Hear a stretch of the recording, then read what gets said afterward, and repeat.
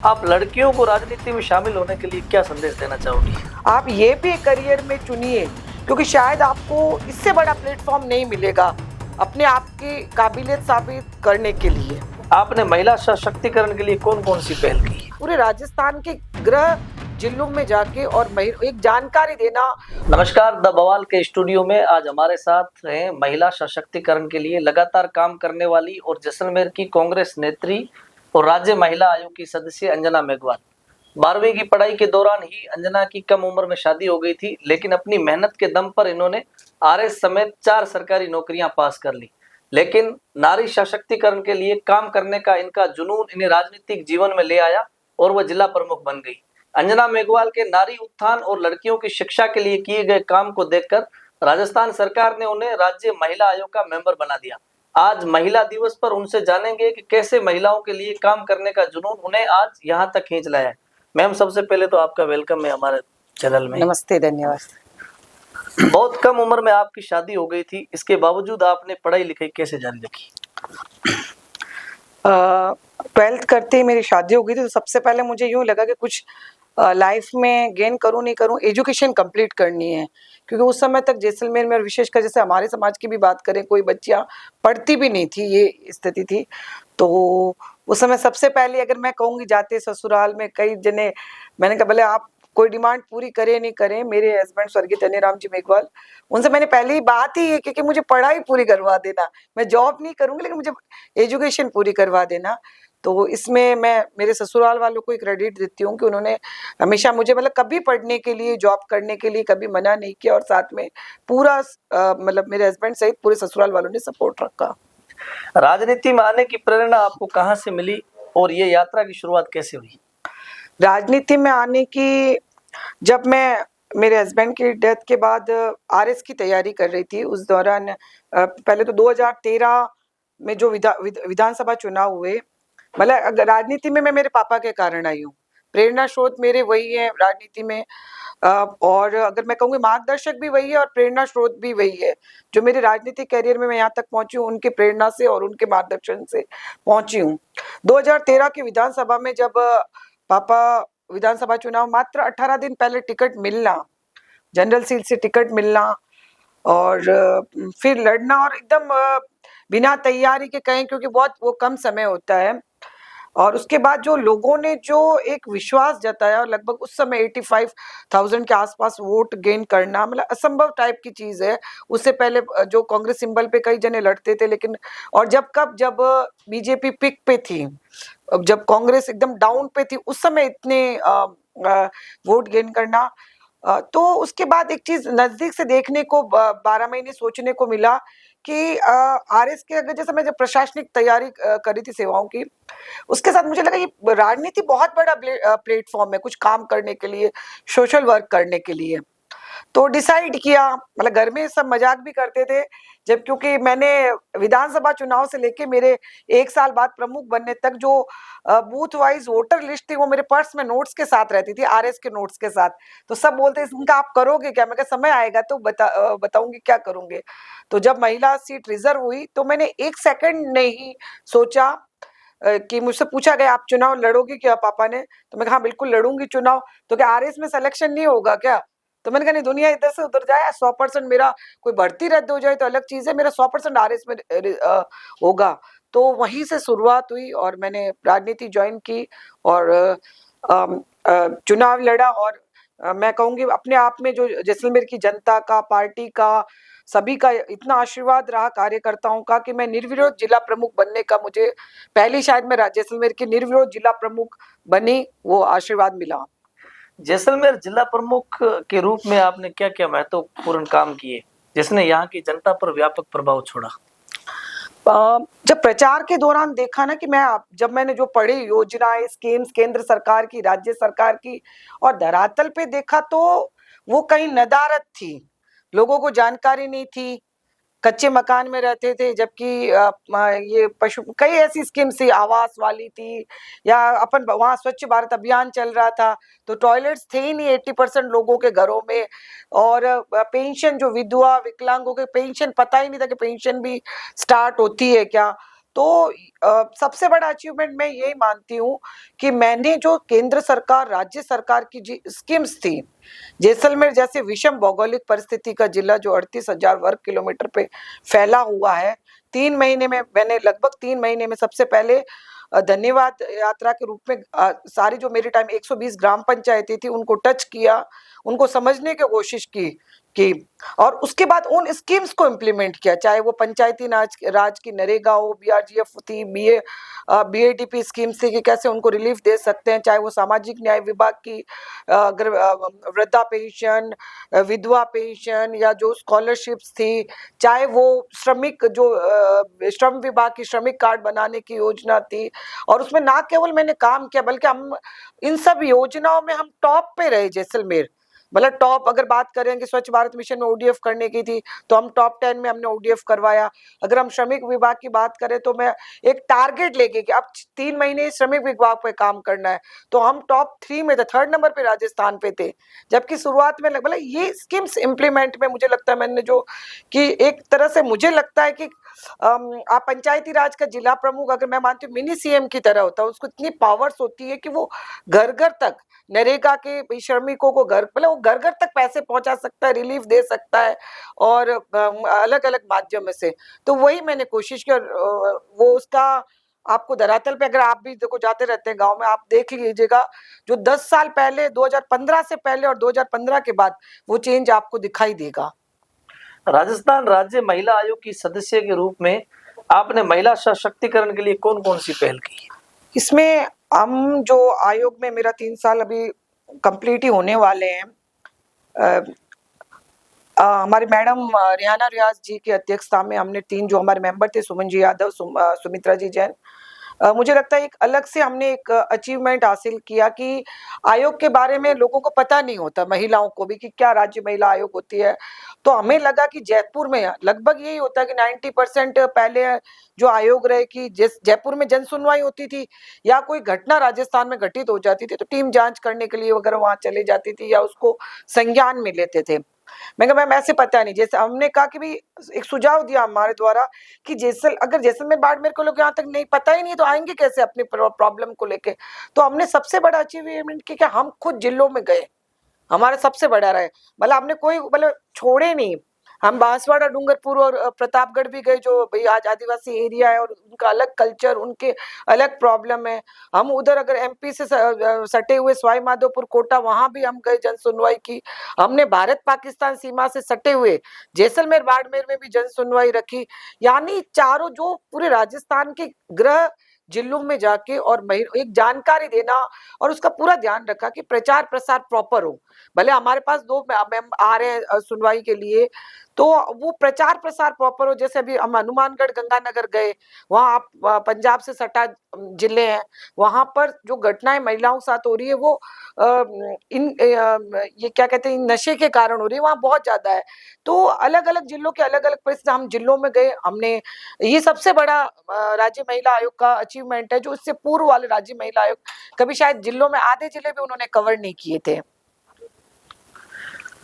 आपके राजनीतिक करियर में अब तक की सबसे संतोषजनक उपलब्धि क्या रही है? मुझे सबसे संतोषजनक उपलब्धि मेरा जो जिला प्रमुख का कार्यकाल है वो रहा है।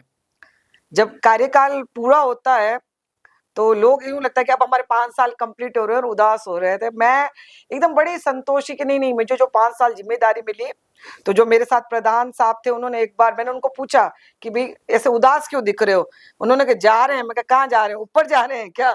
तो कहने कार्यकाल खत्म हो रहा है। लेकिन मेरी फैमिली, मेरे फ्रेंड्स ये बोल रहे हैं, वो टेंशन करते थे कि मैंने आरएस जैसी जॉब छोड़ के पॉलिटिक्स ज्वाइन की और मेरा टेन्योर कंप्लीट होगा, अब मेरा फ्यूचर में क्या होगा? मेरे फैमिली, मेरे फ्रेंड्स सब यूं मेरे को देख के मुझे कहता आप दीदी खुश कैसे हो, आपका टेन्योर कंप्लीट हो रहा है। मैंने कहा शायद मैं इससे अच्छा कुछ नहीं कर सकती थी। उसका मैं उदाहरण दूंगी कि अभी जब मैं सीएम साहब से मिलने गई, पूर्व सीएम साहब से, अशोक गहलोत साहब ने, आज मेरे टेन्योर को कंप्लीट हुए लगभग 4.5 साल हो गए जिला प्रमुख वाला। तो मुझे उन्होंने यही कहा, जब मैं कुछ बोल नहीं रही थी, मैम ने कहा तुम भी बात करो। मैंने कहा नहीं क्या बात करूं, मैंने कहा मेरे पास ऐसा कुछ है नहीं टॉपिक। तो मुझे सीएम साहब ने खुद ने कहा, पूर्व सीएम साहब ने, कि नहीं तुम्हारा जिला प्रमुख का कार्यकाल बहुत अच्छा रहा। और उसका मैं कह रही हूँ कि बहुत कम होता है कि जो आप जिले में काम करते हैं वो बाहर तक भी जाता है। जब भी कोई हमारे पार्टी के मंत्री, एमएलए जब भी मिलते थे, यही कहते नहीं नहीं हमें पता है, हमने ये काम बताया था। और उसमें सबसे बड़ी बात है कि जो केंद्र और राज्य सरकार की स्कीम से उसको मैंने ग्राउंड तक इम्प्लीमेंट करना, प्लस महिला सशक्तिकरण के लिए कार्य करना और बालिका शिक्षा के लिए, इन तीनों मुद्दों को देख के मैं आरएस जैसी जॉब छोड़ के और राजनीति में, और जैसलमेर के लिए मुझे लगा इससे अच्छा प्लेटफॉर्म जैसलमेर की बेटियों के लिए, महिलाओं के लिए करने के लिए कुछ नहीं हो सकता। और वो जो मैंने सोचा था वो लगभग मैंने अचीव किया। जैसलमेर में महिला साक्षरता का प्रतिशत बाकी जिलों की तुलना में बेहद कम है। आपके अनुसार कौन से कदम उठाने चाहिए कि इस स्थिति में कुछ बदलाव आए? हाँ बिल्कुल, ये बड़ा चिंता का विषय है कि अपन जालोर के बाद सेकंड नंबर पे, सेकंड लास्ट में जो लास्ट गणना हुई है उसमें जैसलमेर मतलब महिला शिक्षा साक्षरता में आ रहे हैं, और चिंतनीय विषय भी है। और मुझे लगता है जैसे अपन आकांक्षी जिले में आ रहे हैं उसके लिए भी कई योजनाएं चल रही है, लेकिन मुझे लगता है प्रशासन को और संवेदनशील होके और क्रिएटिव होके, जैसे हमारे पूर्व कलेक्टर थी टीना डाबी जी, उन्होंने महिलाओं के लिए अलग से एक कार्यक्रम स्टार्ट किया था, तो वैसे नवाचार करने की आवश्यकता है। जो भी यहाँ प्रशासनिक मतलब चाहे मैं कह रही केंद्र से, या भाई उन्होंने तो दे दिया फंड, आज बांसवाड़ा डूंगरपुर में अगर बच्चों की शिक्षा के लिए करने के लिए अलग एफर्ट्स लगाने पड़ेंगे, जैसलमेर बाड़मेर में अलग एफर्ट्स लगाने पड़ेंगे, तो इस तरह के नवाचार करने पड़ेंगे। और दूसरा जैसे मैं चाहूंगी जैसलमेर में अगर शिक्षा को बढ़ाना है तो ग्राम पंचायत मुख्यालय पर बालिका विद्यालय अलग से होने चाहिए। फादर ने जब हमारे केंद्र में, हमारे राज्य में सरकार थी कांग्रेस की, उन्होंने इसके लिए कई बार प्रस्ताव दिए थे, पैरवी की थी, लेकिन क्योंकि उस गवर्नमेंट में गर्ल्स स्कूल का कोई योजना बनी नहीं, क्योंकि उन्होंने उस समय अंग्रेजी माध्यम विद्यालय खोलने पे ज्यादा फोकस किया था लास्ट गवर्नमेंट ने, तो वो हम वो अचीव नहीं कर पाए। तो हर ग्राम पंचायत मुख्यालय पे गर्ल्स स्कूल होनी चाहिए। और एक चीज और होनी चाहिए कि जो स्कूल्स है उसमें महिला टीचर्स हों, ये अनिवार्य होना चाहिए, क्योंकि ये ड्रॉप आउट का भी आज जैसलमेर में कारण है। और दूसरा कन्वेंशन होना चाहिए, जैसे भी अब ना काफी अपन कहते हैं साइकिल लेके जाओ, साइकिल हम दे देंगे बच्ची को, 50-55 किलोमीटर तक कोई गांव डाणी नहीं है, कैसे वो बच्ची इतनी दूरी तय करेगी।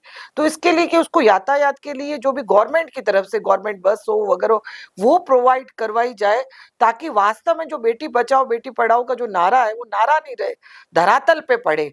और दूसरे जिलों जैसे यहाँ पूर्व में भी जैसे सरकार में 350 स्कूलें जैसलमेर की बंद कर दी गई थी, तो ये चीजें मतलब व्यवहारिकता में लाके सरकार को भी आवश्यकता है कि आज जैसलमेर जैसे जिले में तो अगर आप 50 बच्चों के नामांकन में स्कूल खोलते तो मुझे लगता है कि यहाँ पर अपन को रिलैक्सेशन मिलना चाहिए कि 20 बच्चे हैं वहां भी स्कूल होना चाहिए, क्योंकि बच्चियों को पढ़ाने के लिए सिक्योरिटी सेफ्टी ये अपना आप में एक सबसे बड़ा मुद्दा है।